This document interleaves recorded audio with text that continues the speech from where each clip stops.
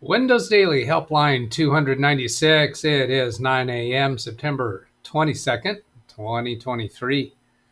This is where myself in the chat room stand ready to respond to your questions regarding Windows computing issues. You can send questions to me by email at this address that's on your screen right now, or as a comment on any of my videos, or in the chat room. On Saturdays, we also have the Zoom session open, and you could ask a question live in the Zoom room. I'm going to check audio here, turning it on. Yep, okay, I've got audio going through, so that's a good thing. I'm going to start off with channel comments. I've got one from Jivan Jose 5248.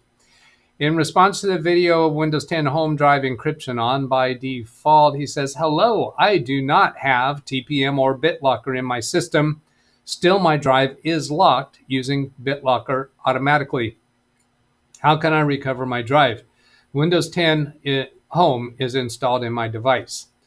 So let's make some conclusions here. Now, Jivan, let me tell you first, I'll give it a little bit of response here, then I'm going to go look at the chat room, see what they say. But through the rest of the show, this show is typically about half an hour long on Mondays through Fridays. The chat room may have other comments, and we may come back to this subject a few times during this session. So regarding this, you do have some form of drive encryption or BitLocker. That's because you do have a encrypted drive, apparently. How do you access your drive? Just restart the computer and it'll just come up. Unless something else has happened. Apparently there's something else that's happened that you haven't told us about. So I'd love to have a conversation with you. You can come into a Zoom session. I do sometimes open the Zoom session on the weekday shows, Monday through Friday, to deal with a specific person's issue. But I don't generally take initial questions in Zoom Monday through Friday. You can respond by responding back to the comment, the reply that I'm going to give to your message. After this show is over, I will do a reply that gives you this timestamp in this live video. I do not have TPM or BitLocker in my system. Well, do you really know that? I'm thinking that you probably do have it, you just weren't aware of it. As I showed in that video, Windows 10 Home sometimes come with BitLocker already partially enabled. You have to log in to your Microsoft account in order to finish that configuration, but the drive, I believe, at that point is already encrypted. If you don't sign into your Microsoft account, or if you don't turn encryption off, you could get and wind up with an encrypted drive and lose access to it. And once you have lost access to it, if you don't have the drive encryption key stored somewhere, which you might have and you're just not aware of it, then it's not recoverable. So we need more information. How? Let's see. In my system, still my drive is locked. Yeah, so I don't know, is that the drive that was originally in that computer? Did you just set it up? Have you had this computer for a year or so? So you have data on it and then something went wrong, or maybe you changed hardware? I don't know that would do it. Did you move this drive from another computer? Maybe it was encrypted on another computer and you moved it into a new computer and you can't get into it. So there's pieces of the story missing.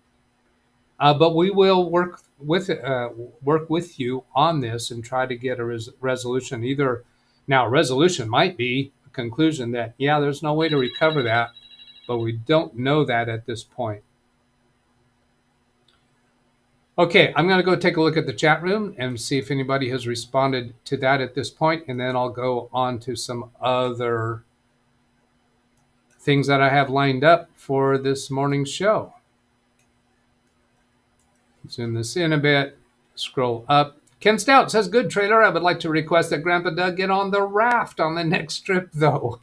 The trailer was where we rented a ski boat and we're towing my grandson Braden on a tube behind the boat. He wants me to get on the raft. He doesn't know difference from a inner tube to a raft.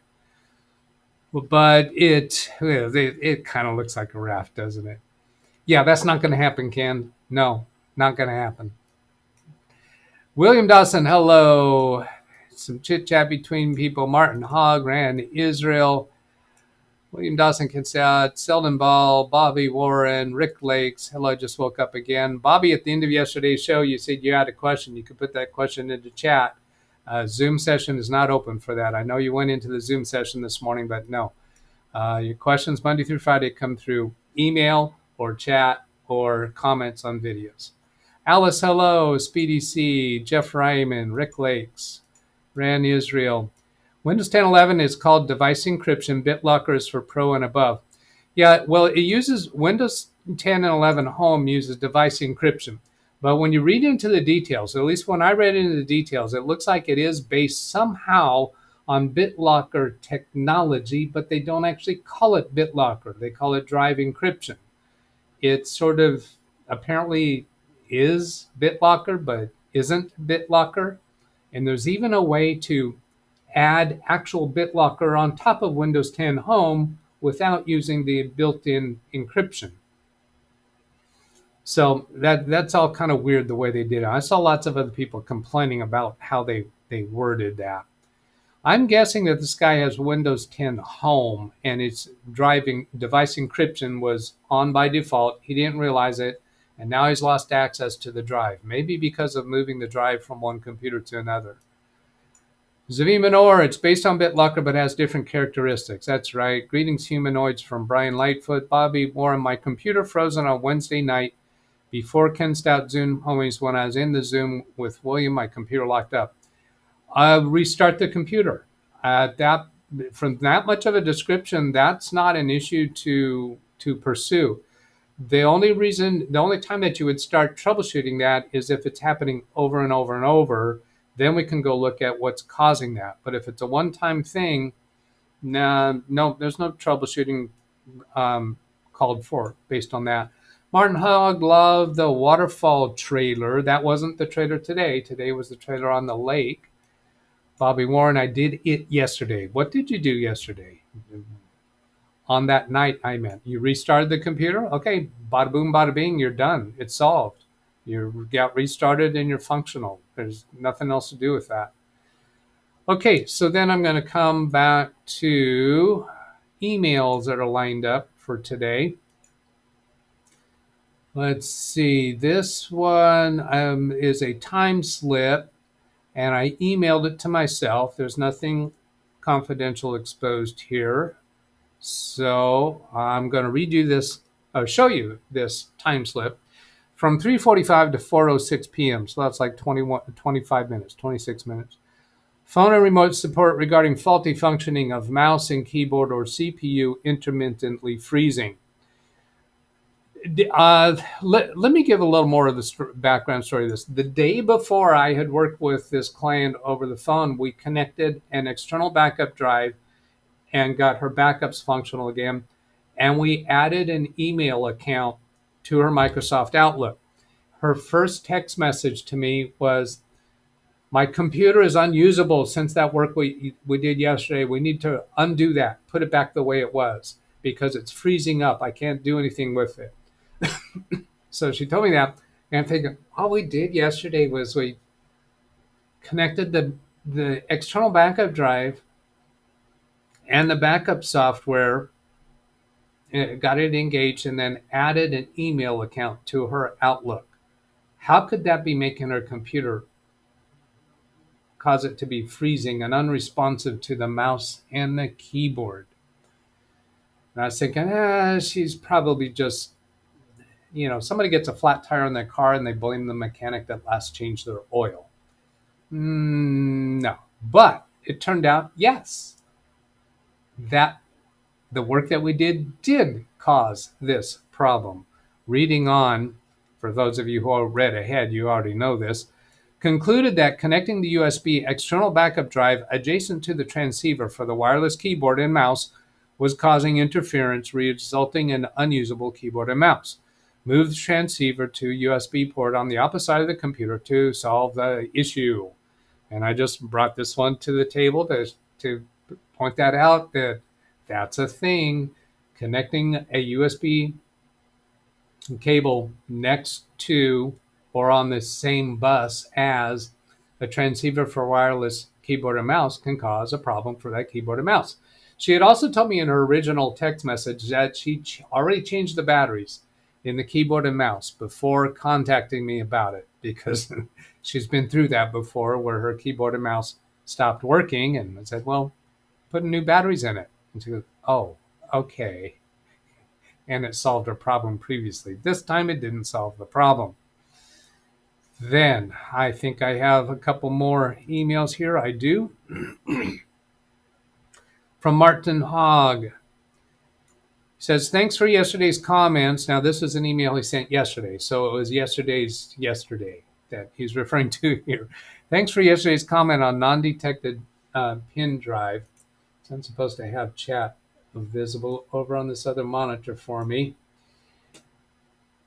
I've been thinking, that's dangerous, as command is showing the drive as D, is it possible that it is getting confused with the CD drawer, that CD drive, as that is normally D?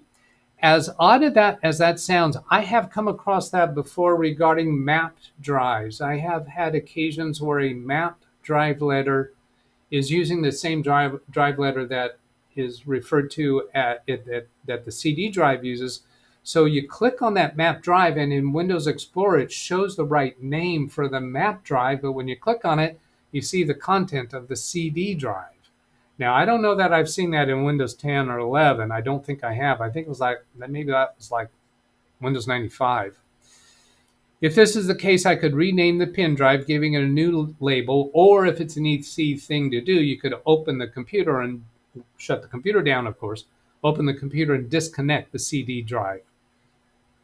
I would kind of favor that rather than trying to rename. If you try to rename a drive or assign a different drive letter to a drive when it is confused of identity, then that might be a problem. Now, you could disconnect the thumb drive, pen drive. When he says pen drive, he's referring to a USB thumb drive, flash drive, whatever you want to call it, just a normal drive. You could unplug it and then go change the drive letter assigned to the CD drive, then plug the thumb drive back in. That would be okay. Rename the pen drive, giving it a new label. I wouldn't want to do that. Don't try to assign a different name to the pen drive because you don't have a very confident connection to it. I'd rather not do that. Some posters yesterday were posters, not posers. Posters is people who put comments in chat. Well, I guess sometimes they are posers. Some posters yesterday were suggesting disk managing software. However, I tried a couple and they don't see the drive, so can't manage it. So that did not work.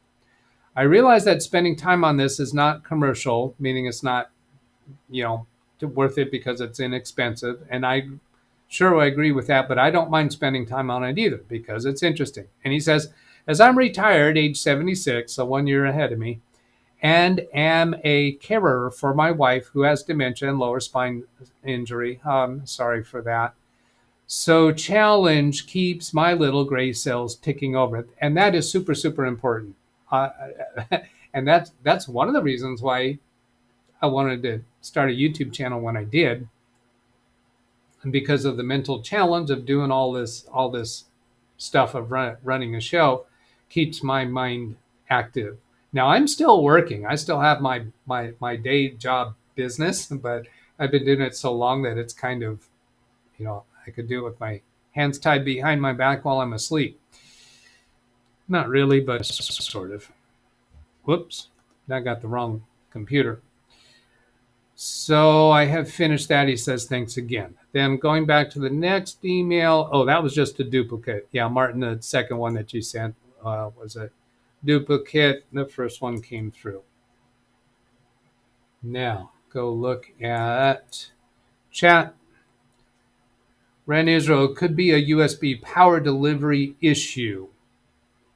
Yeah, let's see. Would that be referring to well, that's not the BitLocker.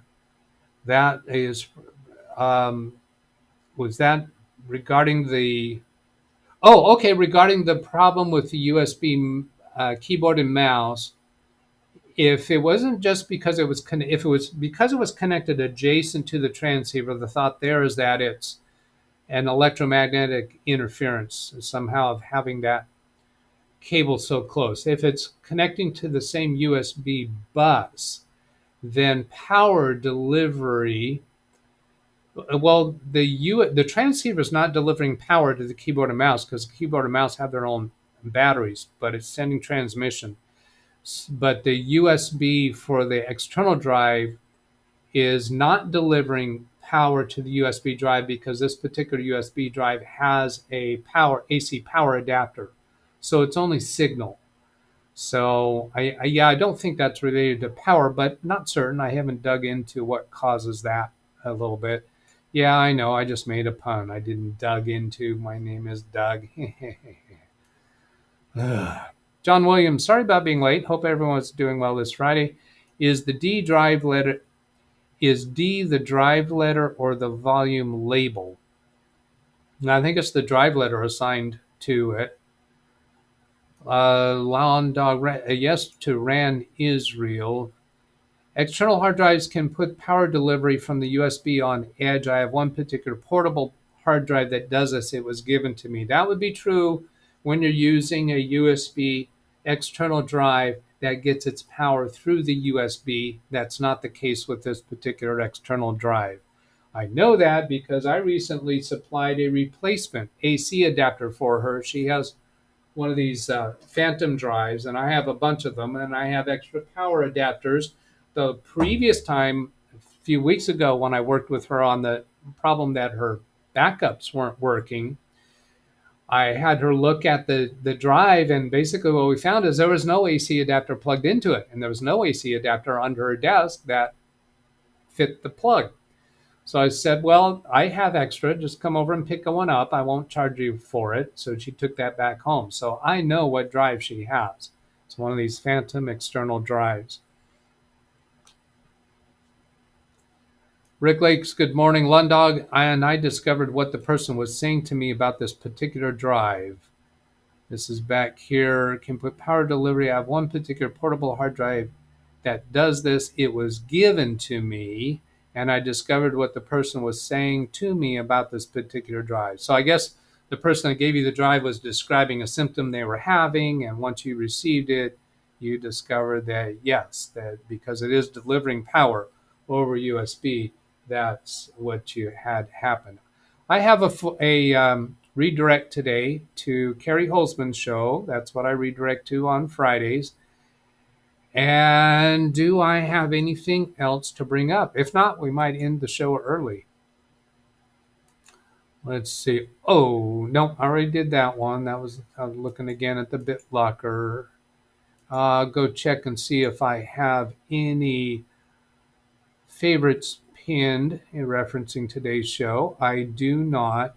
Oh, somebody asked yesterday about the bridge, the network bridge. They were asking if AT&T was advising to do a static IP address when you're doing a bridge. And no, that wasn't AT&T. That was Windows Central.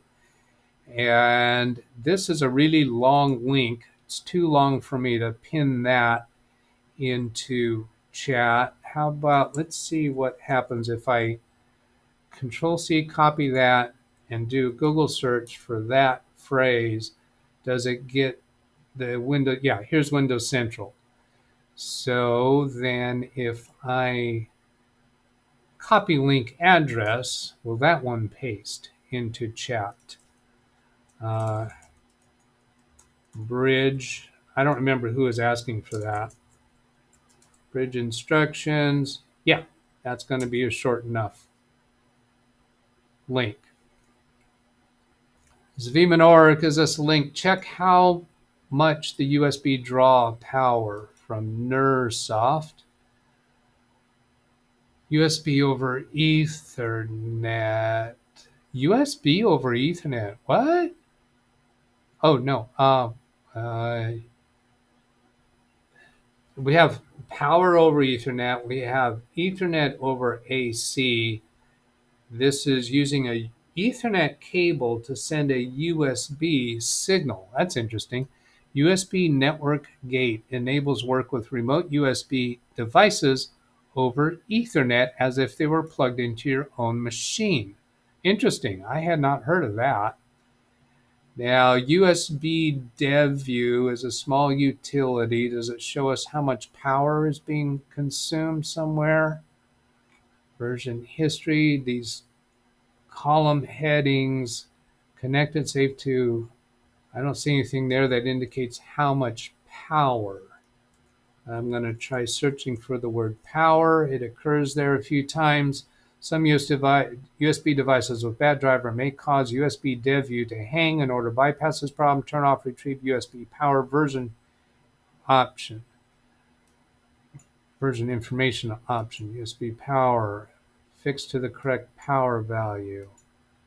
Let's look over here and see what was, does Zabi give any clarification on that?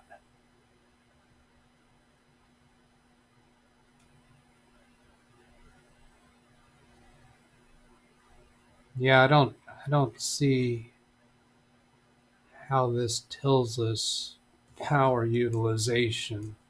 Did I misunderstand something? Check how much USB draws power.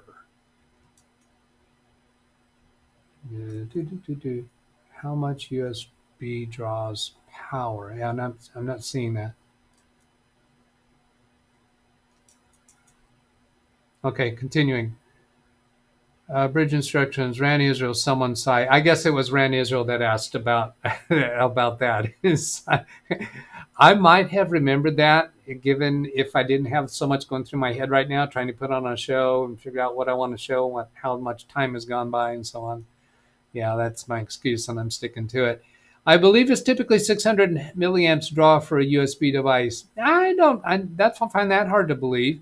I would think it might be 600 milliamps available through a USB port, but individual devices should be different levels of power that they need. Ran Israel, in previous versions of Windows, you had a power tab in the USB hub properties in Device Manager that showed the power drawn by connected devices. They removed it in Windows 10. Oh, bad on you, Microsoft. Lawn Dog Doug, there's also, as you're stating, an interaction on some devices with using USB to transmit something. It's usually something to do with USB 3.0 and 2.0 parts, if I remember correctly. There's also, as you're stating, an interaction on some devices with using USB to transmit something. Well, there's all kinds of data that's transmitted over them. I'm missing what you're getting at there. Whatever's going on, Doug, it's great that you're able to discover the issue and resolve it. Now, USB is primarily for communication between a USB device and a computer. Data input, user input. A mouse is going to be user input. External storage, we've got data going over, but there's also communication between them as to, hey, hi, I am such and such a device, and the computer says, oh, nice to meet you, such and such device. Let's do something good together.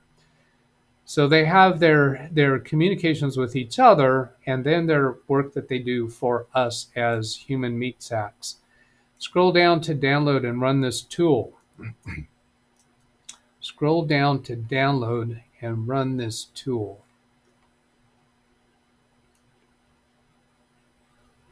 Wow. All the way down the bottom? Boy, that's just... All right, so I'm going to search for the word download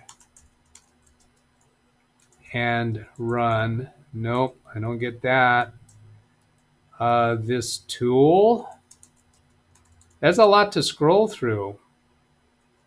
It's not scroll all the way to the bottom. Download and run this tool. See also description, search, license, discriminate, system requirement, known issues, versions, warranty. Give me some words to search for that'll get me there. Using USB dev view, columns description, vendor name, speed test, publishing, autoplay, execute a command, connecting. Where is download and run this tool? Come on. You have to download USB IDs next to currents. Download. Is this it? Is this what you mean is download and run this tool? That's not what that says.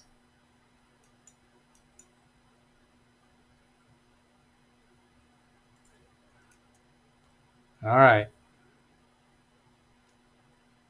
Whatever's going on, Doug, it's great that you're able to, read that already. According to her, as the person above me stated, okay, Doug, according to her, as the person above me stated, it's about 500 milliamps. Yeah, because she's a technical wizard, right? You're going to take your answer from her. Lawn Dog, the actual answer was 450 to 500 milliamps, but I also know that I've seen specifications for 600, whatever's minimal, and it can be easy overloaded. I think that the different levels of USB might have different power output capabilities. I don't know. Ran Israel, the person double sign. The person double sign. What? 500 per port. Scroll down.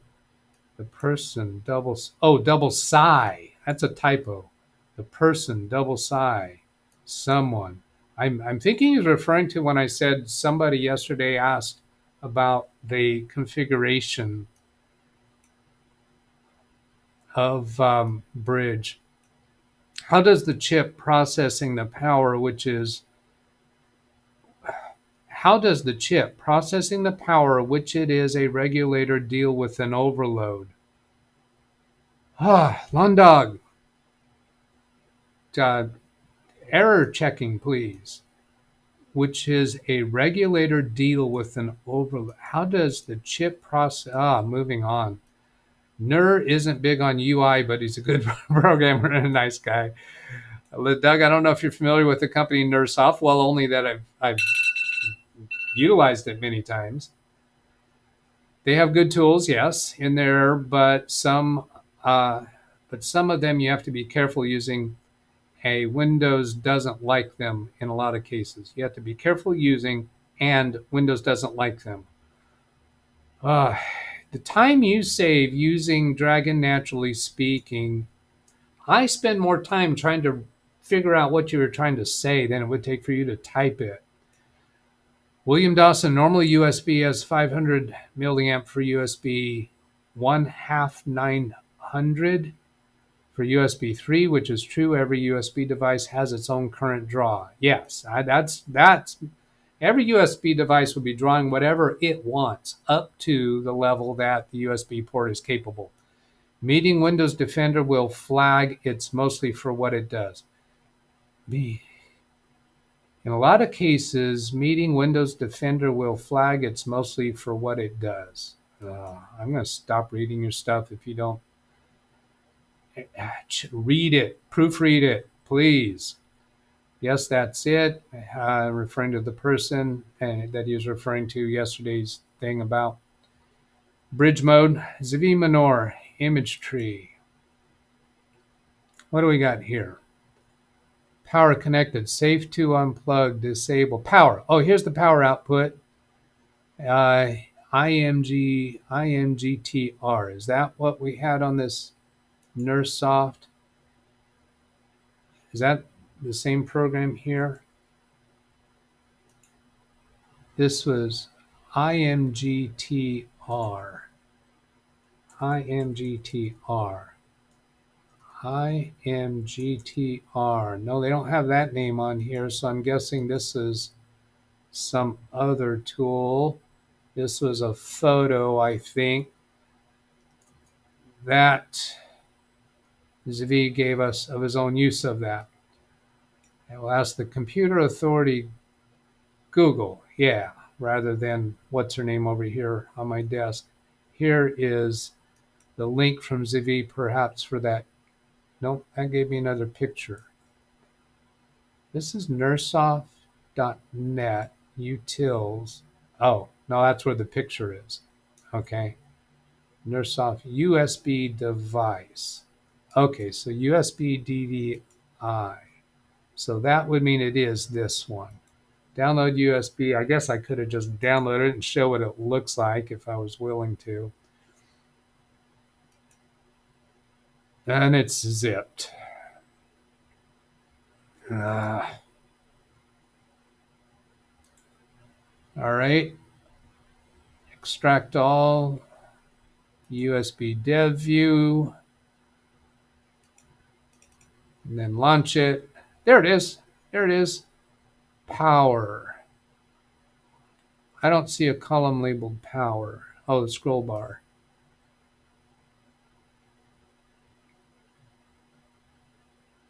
Yikes. There it is, power. 50 milliamps, 16 milliamps, 500, 100, 896. So that's showing a great range of power. Cool. If I sort by the power column, yeah, see all those together. And let's see, to see what they are, we know that it's this top group of stuff from my blue mark up. So here's what those are: wireless receiver, USB receiver, the RGB stuff in the computer, the Yeti stereo, the hub, the webcam, a couple webcams, a stream deck. So it's showing the power output for all of those. Now I bet I can drag that column over. Can I? Power. Can I just drag it? Yeah. Yeah. And I can't, it won't scroll for dragging. So there's power. Now I'll put power over on the right hand side, then drag it over to the left hand side, and then scroll some more. They probably have an interface somewhere where it's easier to reorder the columns, but because I'm racing against the clock. So here we can see, and if you want to study that a little bit, you could pause the video. So the most power hungry is my Logitech StreamCam, 896 milliamps, and then they're decreasing levels of power draw, whereas the wireless receivers are that would be my keyboard and mouse, because I've got a couple of them connected, and my an RGB controller at the least. I should have just gone right away to download that, huh?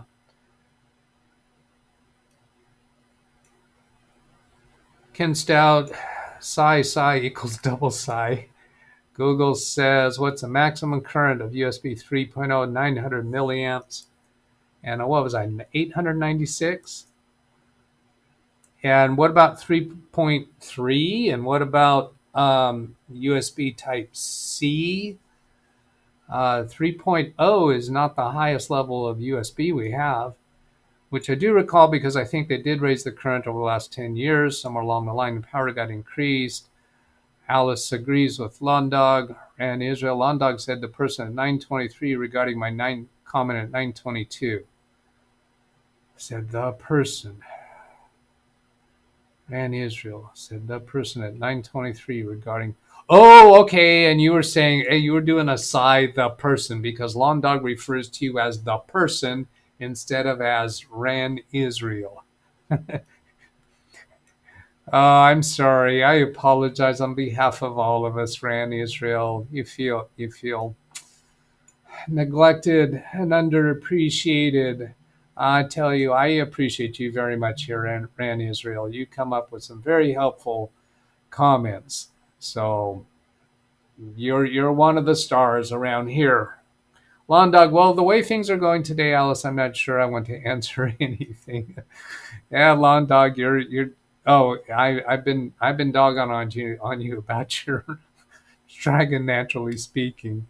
You need to, have you not learned the correction methods, the correction techniques that are available in Dragon, naturally speaking? They work really well, but you got to practice them and learn them.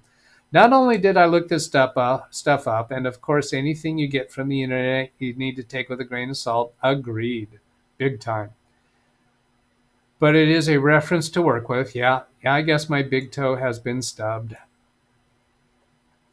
Here's how I handle knowing the current draw on a USB device. I use a USB voltage amp meter for USB Type-C, 3000 milliamps. Very good, thank you.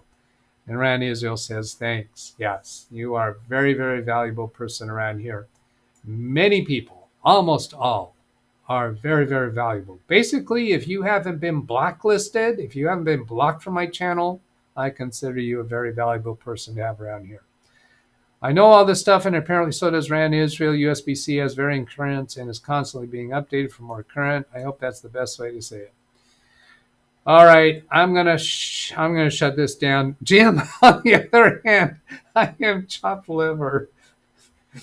Ken Stout, feels like I am chopped liver. Nope, you guys aren't blocked. That's the key. I consider you all very valuable. Alice, Apple are now using USB-C now. All right, let's put this to bed.